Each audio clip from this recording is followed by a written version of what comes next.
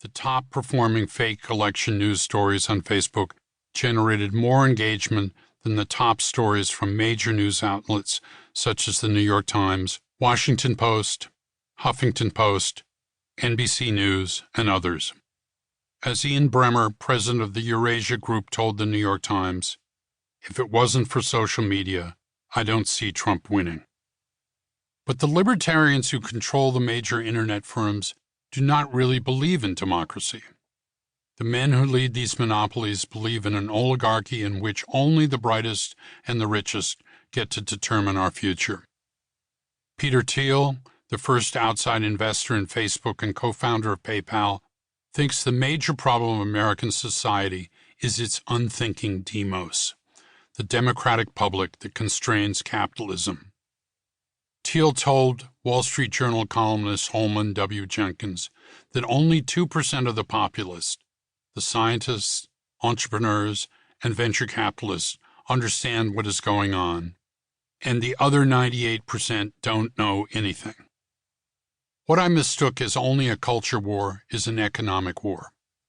It is likely only a preview of American capitalism in the digital age.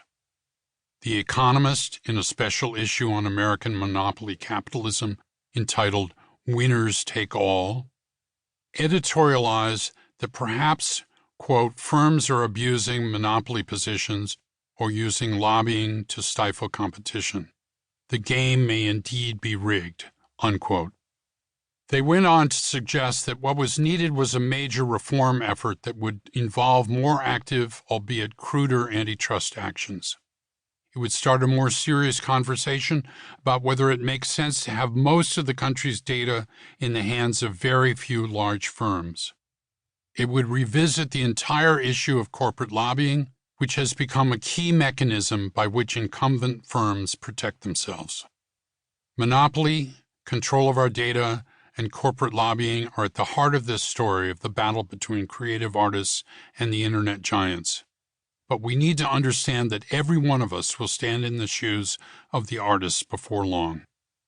Musicians and authors were at the barricades first because their industries were the first to be digitized.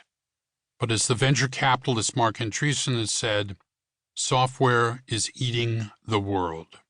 And soon the technologists will be coming for your job too, just as they will continue to come for more of your personal data. The rise of the digital giants is directly connected to the fall of the creative industries in our country. I would put the date of the real rise of digital monopolies at August of 2004, when Google raised $1.67 billion in its initial public offering. In December of 2004, Google's share of the search engine market was only 35%. Yahoo's was 32%, and MSN was 16%. Today, Google's market share is 88% in the United States and higher in the rest of the world. In 2004, Amazon had net sales revenues of $6.9 billion.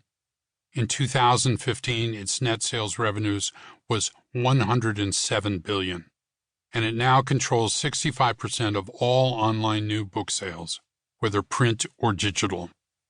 In those 11 years, a massive reallocation of revenue, perhaps $50 billion per year, has taken place in which economic value has moved from the creators of content to the owners of monopoly platforms.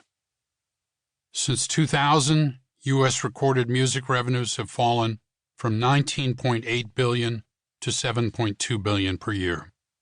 Home video revenue has fallen from $21.6 billion in 2006 to $18 billion in 2014. U.S. newspaper advertising revenue has fallen from $65.8 billion in 2000 to $23.6 billion in 2014.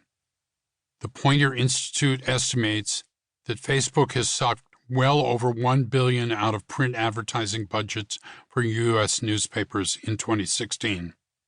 While book publishing revenues have remained flat, this is mostly because an increase in children's book sales has made up for the almost 30% fall in the sales of adult titles. During that same period, 2003 to 2015, Google revenue grew from $1.5 billion